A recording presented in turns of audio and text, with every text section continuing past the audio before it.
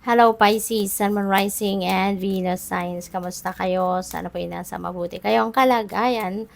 Welcome back po sa Star Tarot at kung bago kayo rito, welcome din po kayo. Please subscribe, like, share my videos, and leave me a comment kung naka-resonate kayo.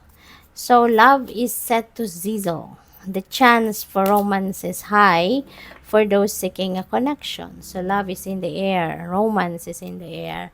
So, baka meron dito makikilala si Pisces, lalo-lalo na kung ikay ay single pa and you are looking for love. No? So, maybe ngayon na ang chance mo. Ngayon na yung pagkakataon na magkakaroon ka na siguro ng love life. No? So, ngayon mo na makikita yung taong ito na magbi-build kayo ng love connection. So we also have tough and trying times. So tough times ahead, think long term and make decisions accordingly. Avoid negative people at all costs. Okay? Kasi baka kung sino mga ito na negative people, if you are going to deal with them, baka ito yung maghahatid sa iyo ng tough and trying times. Kaya iwasan mo na ang mga taong negatibo. Okay? Kasi baka sila ang panggagalingan ng problemang ito. Alright? Kaya ayun, mag-ingat kayo. Magandang may warning na kayo para makakapag-isip-isip kayo para kahit papaano, magawan nyo na ng paraan na makadistansya kayo dyan sa mga negative people around you. Marami sila. Maraming taong ganyan ngayon. Kaya wag na natin yan dikitan. Okay? Ang mahalaga, iwasan natin yan para hindi tayo mahawa ng kanilang kanegahan. So, we have flowers. Magiging masayang-masaya kayo, Pisces. There are so many reasons for you to be happy sa ngayon. Kaya, wag na wag kayong makakalimot magpasalamat for all the blessings na dadating at yung mga dumating na at kung anong parating pa. No? Kasi ito, magiging masayang-masaya kayo with all the blessings.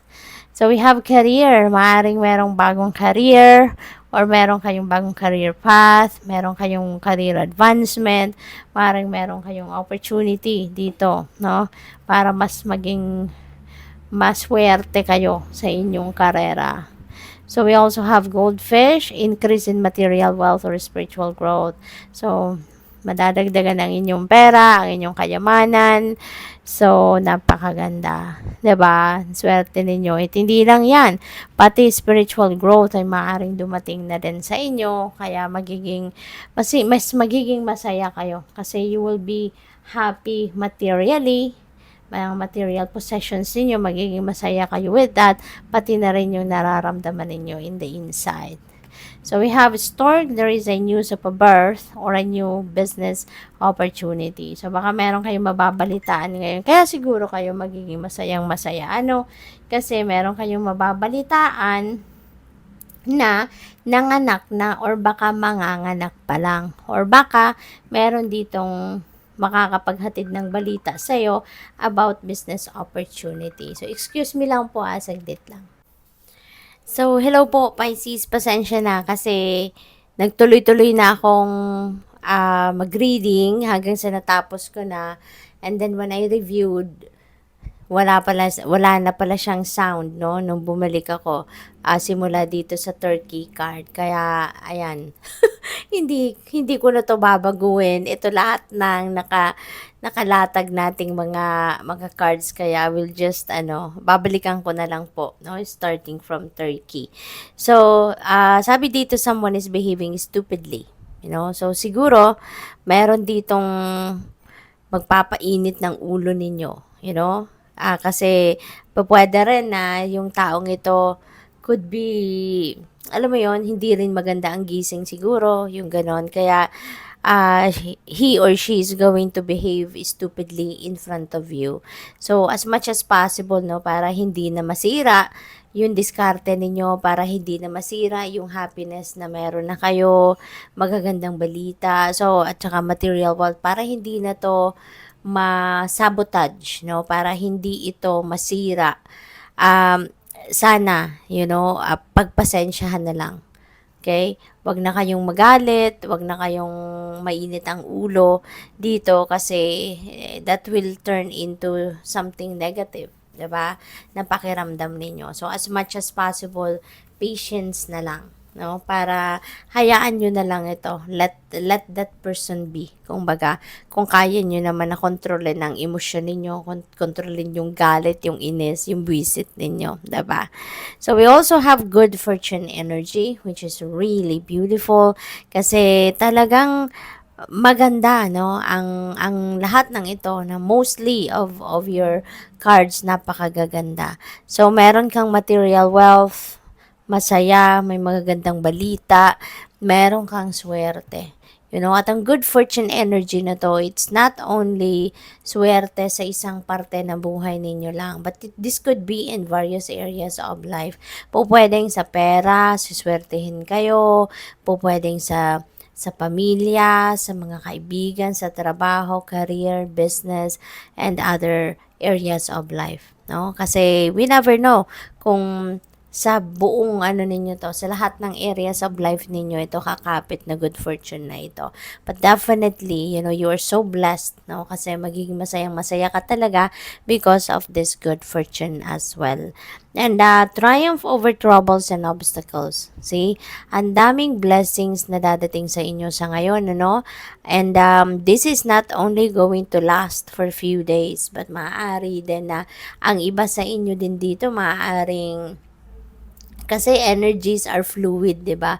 So sa every reading natin, maaring merong iba dito na energy na nangyari na talaga, no? Nagsimula nang mangyari. Maaari din na para sa iba sa inyo baka hindi pa dumadating, hindi pa nangyayari, mangyayari pa lang, you know? So, but anyways, meron ding paparating na tagumpay, kung ano man yung mga troublesome situation sa maaring pinagdadaanan ninyo, maaari din na ikaw ay magtagumpay na din dyan. No? Maaari yan ay pagtatagumpayan nyo din, mga obstacles na yan, things are going to fall into its right places at magiging maganda ang resulta ng lahat. At magbabago din ang takbo ng buhay ninyo. Magbabago din magbabago din yung ano ninyo, yung path ninyo na tatahakin sa buhay. Things are going to change for the better. So, lahat magiging mas maayos, mas magiging positibo ang epekto nito. Kaya napakaswerte ninyo. Someone is also going to, be stubborn and unwilling to change. Isa pa to. So, pwedeng iisang tao lang ito. No, si Turkey at saka si Mule, maaring isang tao lang ito na talagang baka talagang bibwisiting ka lang niya. 'Di ba? Maaring may mga ganon na talagang iinisin ka, aawayin ka, 'di ba? As in papalabasin yung pagiging ano mo, yung pagiging tigre mo, kung baga, kung may ganun man kayong tawag dito, karakter, 'di ba? So baka sasadyain ito, no? Feeling ko meron ditong mananadya sa iyo na talagang gagalitin ka. Yung iinisin ka, yung gano'n. So, sana, no, kalma na lang. Kakalmahin mo na lang, wag mo nang patulan, yung mga gano'n. Kasi nako, lalo-lalo na kung intentional ang pangiinis nito sa'yo. So, kung papatulan mo siya, hindi ba talaga magiging masayang-masaya ang taong ito. Kaya, wag na lang, 'di ba? Ano siya, maswerte. Kaya, kontrolin mo na lang as much as possible yung sarili mo. Alright? So, good luck. Thank you for watching. Love and light. Namaste.